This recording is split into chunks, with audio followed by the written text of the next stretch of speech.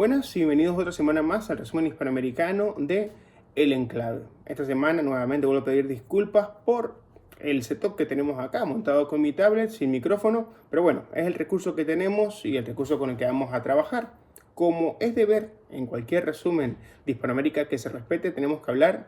de la situación en Venezuela. Como sabrán, desde el 28 de julio hay protestas en Venezuela por los resultados de las elecciones que le dieron la victoria a Nicolás Maduro, unas elecciones que han sido fuertemente cuestionadas no solamente por la oposición, sino también por la comunidad internacional, incluyendo los aliados históricos que ha tenido Maduro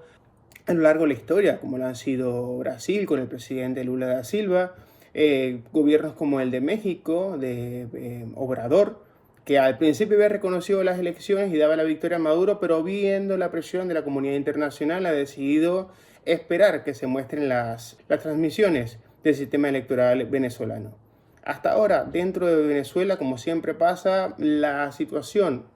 en el plano político no cambia mucho, sin embargo, sí cambian las cifras y los números. A ver, en el plano político en Venezuela, la Corte Suprema de Justicia, que está en manos del chavismo y que sabemos que básicamente sí es una maniobra como para tratar de bajar un poco la tensión por parte del gobierno de Nicolás Maduro, reunió a todos los candidatos y prácticamente lo que se sabe que va a pasar, el escenario que va a pasar es que da la razón al candidato Nicolás Maduro, así como lo hizo también el órgano electoral venezolano. Por otro lado, hay protestas a lo largo del país que siguen cobrando víctimas. Hay más de 2.000 detenidos al momento de grabar este video, pero también hay cerca de 23 muertos y centenares de heridos. Entre los detenidos hay menores de edad, muchísimas personas que estuvieron simplemente protestando o que fueron a buscar a sus casas por estar supuestamente vinculadas a protestas. Así lo denuncian bastantes organizaciones no gubernamentales dentro de Venezuela que se dedican a este tema de llevar la contabilidad de presos políticos, porque los datos a nivel oficial o los datos en Venezuela son muy difíciles de conseguir y muy pocas veces son objetivos. En este momento, la líder de la oposición, María Corina Machado, ha llamado a una marcha para la próxima semana a lo largo de todo el mundo, pero también lo más importante, que se piensa que va a ser una de las más grandes de las manifestaciones convocadas en la historia de Venezuela. Recordemos que este escenario es similar al que se dio en 2013, luego de la victoria de Maduro posterior a la muerte de Chávez, cuando ganó contra Capriles por un margen muy ajustado, pero también las protestas que se dieron en el año 2017, que fueron protestas grandísimas contra el gobierno de Nicolás Maduro. La oposición es cierto que ha sacado fuerza otra vez, ha sacado músculo, después de haber perdido fuerza por muchísimo tiempo. Recordemos que estas no son las primeras elecciones que se dan, se dieron unas elecciones hace unos cuantos años contra un candidato de apellido Falcón, en que la participación fue básicamente mínima. En esa ocasión, recordemos que la oposición venezolana no consideraba que las elecciones fueran válidas, pero tampoco conseguía un candidato de la unidad. Y en esta ocasión recordemos que no solamente fueron la Mesa de la Unidad y Maduro quienes se presentaron a las elecciones, también hubo bastantes candidatos, creo que incluían una decena de candidatos. Más allá de eso, está el tema de la solución que se propone para Venezuela. Por un lado, tenemos la visión progre de América Latina, esos que todavía siguen defendiendo el proceso de Venezuela, lo que está ocurriendo en Venezuela, que básicamente es un estado fallido, y tenemos no solamente en América Hispana, Hispanoamérica, ese tipo de movimientos sociales que siguen definiendo la causa de Venezuela como una causa soberana y una causa por la lucha de cuanta lucha identitaria exista en esta parte del mundo, sino también movimientos de la izquierda a lo largo de todo el mundo, como en el caso de España, el señor Monedero, la señora Montero, que defienden el hecho de que Maduro siga ganando elecciones de esta forma, que se mantenga en el poder de esta forma, a pesar de que Venezuela es uno de los países con una de las diásporas más grandes, con una población que tiene que verse en la situación de emigrar de forma sumamente peligrosa por la situación que se vive en el país, donde el 95% de estas personas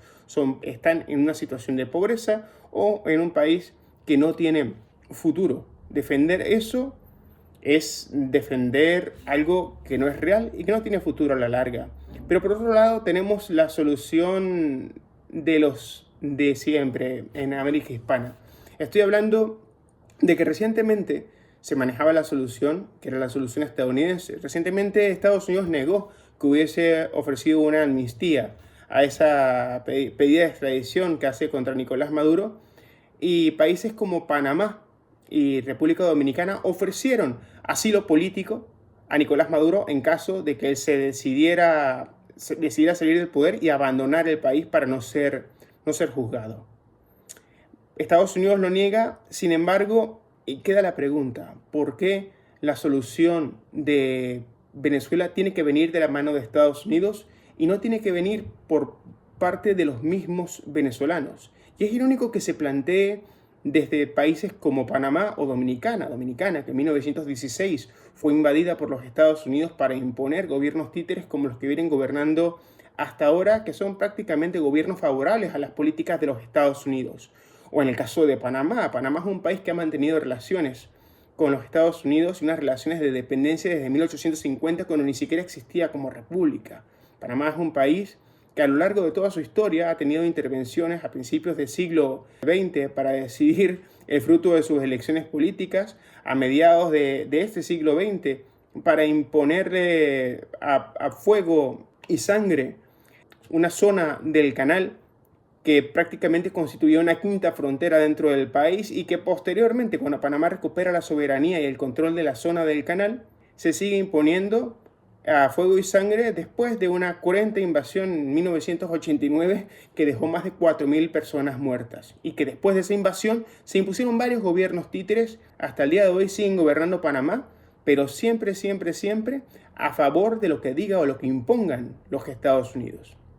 Y así la pregunta es, ¿por qué esa solución no puede venir de los Estados Unidos? A lo largo de la historia nosotros sabemos que en Hispanoamérica Estados Unidos ha impuesto sus políticas. Tenemos el caso de Guatemala en la década de los 50, cuando Jacobo Arbenz trató de sacar soluciones, por decirlo así, soberanistas a problemas que vivía el país, sobre todo con el tema de las bananeras, y que fue removido durante una invasión militar. En el caso de Panamá, que vuelvo a citar, en 1968, un proceso que se conoce como la dictadura militar panameña por un lado y un proceso soberanista revolucionario por otra parte de la población, comienza una gesta para recuperar esa zona del canal. Sin embargo, es removida del poder en 1989, pero ya de todas maneras eso que existía en 1989 era fruto también de la imposición de los Estados Unidos, porque la persona que removieron, Manuel Antonio Noriega, era un agente de la CIA que había servido para asesinar supuestamente al líder de la revolución panameña. En el caso de Hispanoamérica, en la década de los 70, también se impuso el famoso Plan Cóndor, que era otro programa por parte de los Estados Unidos que habían llevado a cabo varios gobiernos de la región, incluyendo Argentina, Uruguay, Chile y Paraguay, para contrarrestar supuestamente la influencia de la Unión Soviética en la región y de los procesos revolucionarios en la región. Ese grupo de dictaduras militares, de procesos dictatoriales y de persecución en América hispana dejaron por lo menos más de 60.000 asesinados, 400.000 prisioneros políticos, 500 asesinados fuera de las fronteras de América hispana, solamente con el fin de que se cumplieran los designios de Estados Unidos en la región. Por eso nos tenemos que preguntar, cuando la solución en Venezuela pasa por los Estados Unidos, ¿pasa por el bien de todos los venezolanos o pasa para que las políticas de los Estados Unidos o para que los intereses de los Estados Unidos se vean salvaguardados? En el caso de Venezuela estamos hablando de que este país cuenta con una de las reservas más grandes de petróleo del mundo, que en este momento esas reservas de petróleo están siendo controladas por países o potencias que son ajenas a los Estados Unidos, y los Estados Unidos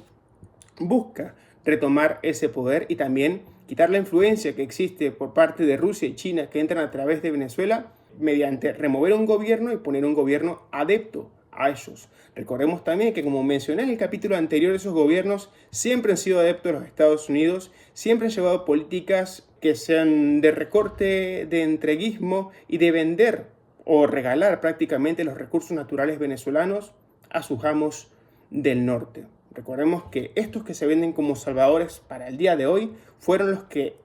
en antaño también impusieron sus políticas de recorte, también impusieron sus políticas de saqueo y también asesinaron al pueblo venezolano, como se acusa ahora, como en el caso del Caracazo en 1989. Así que cierro con esta pregunta. La solución ¿Tiene que venir de afuera o tiene que venir de la mano de los propios venezolanos? Eso es todo por este capítulo y espero para la próxima semana tenerlos con nosotros.